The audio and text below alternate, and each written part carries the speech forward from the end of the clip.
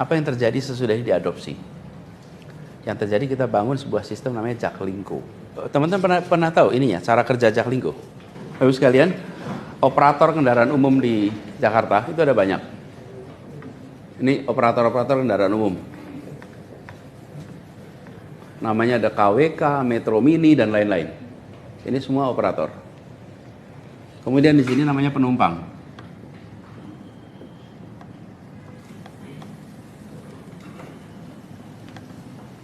Mereka bertransaksi. Terus kami di sini, pemerintah, itu membuat regulasi yang mengatur agar transaksi ini terjadi. Oke? Kami juga buat regulasi tentang rutenya dan lain-lain. Tapi transaksinya antar ini. Anda bayar kepada operator. Lalu saya sampaikan, ini masalahnya bukan nggak ada public transport. Di Jakarta tuh ada public transport, tapi tidak integrasi. Jadi kata kuncinya adalah integrasi. Jadi ini harus satu kesatuan. Supaya rutenya terintegrasi, payment sistemnya terintegrasi, manajemennya terintegrasi. Jadi operator-operator itu saya undang ke Balai Kota. Itu sekitar Februari 2018. Itu ya, kalau boleh saya ceritakan, pertemuan paling panas yang pernah saya ikutin. Panas betul. Kalau kemarin nggak panas, nggak ada panas-panasnya. Panas betul. Seruangan itu adalah para operator, para pemilik, para manajemen, dan sebagian ibu-ibu. Ibu-ibunya luar biasa bersemangat. Jadi sangat outspoken. Dan mereka poinnya dua. Satu, Anda tidak fair. Pemerintah itu regulator dan market player. Anda regulator dan Anda punya perusahaan namanya TJ. Oke, terus Anda bikin aturan yang menguntungkan Anda. Kami semua menderita gitu. Oke, very clear. Saya bilang paham. Jadi saya rapat itu tuh kan, saya bilang saya ini sekarang ini lagi mau mulai perubahan. Jadi saya Bapak Ibu sekalian, saya mau ajak kita jalan sama-sama. Tapi nomor satu, saya terima kasih Anda sudah membantu memberikan public transport. Terima kasih. Dan terus mereka bilang apa? Pertama kali ada yang bilang terima kasih sama kami katanya. Kami ini nggak berani terima kasih sama negara. Terus dan itu pertemuan pertama dengan gubernur. Kemudian yang kedua, kami akan bangun sebuah sistem, kami akan ajak Anda untuk bergabung. Sistemnya seperti ini. Nah, saya jelaskan. Ini operator semuanya, Anda kan transaksi nih. Sekarang kami mau ubah. Anda tidak usah lagi bertransaksi dengan warga, tapi bertransaksi dengan kami. Oke? Kami akan bayar jasa Anda per kilometer. Penumpangnya berapapun dibayar per kilometer. Jadi Anda nggak usah khawatir. Tapi Anda harus bergabung dalam satu sistem nih. Yang kedua, buat penumpang nggak usah bayar ke sana, cukup bayar ke pemerintah aja. Oke? Anda bayar, kemarin kita bayar 5.000, Anda bayar 5.000, Anda bisa pakai 3 jam. Kemana saja. Bisa gonta-ganti antar ini tanpa harus ada extra payment. Anda mau bergabung, let's work together. Proses menentukan tarif per kilometernya, kan disepakati nih.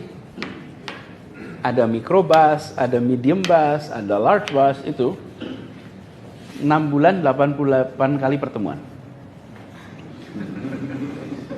Sabar sekali. Dan dunia nggak tahu kalau itu terjadi. Itu belakang layar.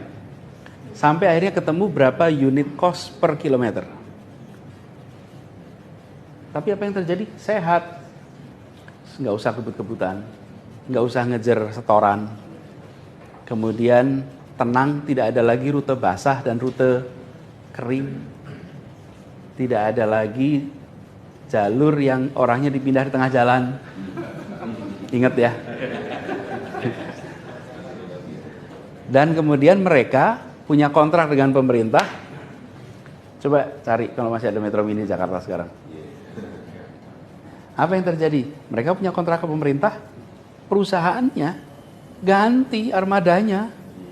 Tanpa harus kami perintahkan, ganti. Mereka juga kepengen ganti kok selama ini. Cuman uangnya nggak ada. Karena itulah kenapa kampas remnya bermasalah, kampas koplingnya bermasalah. Karena revenue dari sini nggak cukup. Ini dihitung beneran nih biayanya. Ekosistem public transport kita jadi sehat.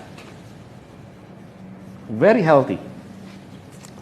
Jadi kita bukan begini loh caranya. Kalau yang saya jangan kemudian Transjakarta digedein semua dimatikan. Jangan, ini dihidupkan. Justru sekarang mereka merasa sekarang kami bisa berusaha dengan baik, pemerintah membeli jasa kami. Ekosistem itu nggak mati, tapi dibuat sehat. Biayanya, nah di sini ada selisihnya nih. Delta ini, kalau bisa dibilang itu yang ngambil siapa? Yang ngambil pemerintah. Biaya di sini misalnya alfa, di sini beta, kemudian terjadi kan? Ada kenyataan ini. Kenyataannya begini nih. Siapa yang absorb? Yang absorb adalah subsidi dari pemerintah. Kenapa? Karena biaya yang harus dikeluarkan lebih besar daripada yang kita terima dari masyarakat. Nah, ini teman-teman yang kemudian kita masukkan sebagai subsidi. Begitu ini terjadi, terjadilah perubahan di masyarakat. Perpindahan dari kendaraan pribadi ke kendaraan umum muncul. Sayang tengah-tengah itu terjadi, muncul pandemi. Ya kan pandemi orang nggak naik kendaraan umum gitu. Coba lihat datanya Pak. Jadi ini Jaklingko itu yang menurut saya menarik tuh grafik yang kanan aja guys, gedein yang kanan. Yang kanan, daily ridership. Nah itu dia. Oke, bayangkan dari 350.000 jadi 1 juta. Itu Ridership. Daily. Jadi ada satu orang sekarang yang naik 1 juta orang yang naik kendaraan umum. Nah kita berharap by 2030 4 juta.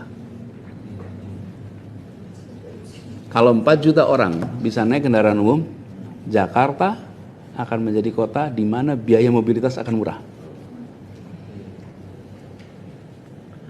Nah kemudian yang kedua, coveragenya. Coveragenya sekarang 82%. Tahun 2017 hanya 42%. Sekarang 82%, we double the coverage. Kenapa double coverage bisa? Angkot-angkotnya itu datang ke semua tempat tenang. Wong saya dibayar per kilometer kok. Di seluruh dunia kalau kendaraan umum itu cost-nya dihitungnya per kilometer, bukan per penumpang. Kalau enggak pada balapan. Kita ini dari dulu lihat stiker tulisannya sesama bis kota dilarang saling mendahului. Tapi kita nggak menganggap itu masalah gitu loh. Loh, itu problem. Kok bisa tuh loh sesama bis kota saling mendahului? Ya dia rebutan penumpang. Tapi ini karena kita hidup di Indonesia, saking sudah lamanya kita ini bersama-sama dengan masalah itu, ya kita nggak merasa itu masalah gitu. Padahal itu masalah. Walaupun memang sekarang jadi kurang romantis buat sastrawan.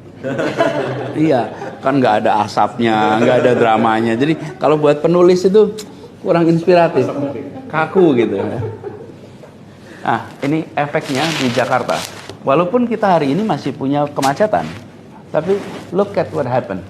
Congestion level Jakarta 2017, 2018, dan 2019. Itu aja dulu dah. Sebelum ada apa? Pandemi juga. Terus kemudian kita turun ke level, ini adalah ranking kemacetan dunia. Nah, kita seluruh dunia ngalamin pandemi, bukan hanya kita. Tapi bahwa kita sekarang itu kemacetannya, tingkat kemacetan kita lebih baik daripada Tokyo. Padahal Tokyo itu public transportnya sempurna. What does it tell you? You have perfect public transport, okay? Yet your congestion level is 17 in the world most congested. Artinya public transport maybe is not a substitute for congestion. Okay? Tapi public transport memberikan apa? Certainty. Kalau naik public transport dari sini ke sini 34 menit udah pasti. Okay? Jadi yang diberikan public transport certainty. Sebuah kota bisnis yang modern yang diperlukan adalah facility that provide you certainty. Kenapa? Ya kalau congestion itu tergantung jumlah mobil dan panjang jalan, bukan soal ada public transport dan tidak. Has nothing to do. It's a simple logic. Nah, maksudnya policy makers nggak boleh bertindak seperti private entity. Policy maker itu harus bertindaknya dengan membayangkan skalanya, skala kolektif, bukan skala pribadi. Ini electric bus kita yang lakukan. Oke. Akibat itu semua, alhamdulillah Jakarta was awarded Sustainable Public Transport. Sustainable Transport itu tidak mengatakan bahwa Jakarta is the best, bukan. Cuman Jakarta tuh deltanya terbesar. Antara dulu dan sekarang, Jakarta itu delta terbesar sedunia. We should be proud of. Especially your paper is carrying Jakarta names.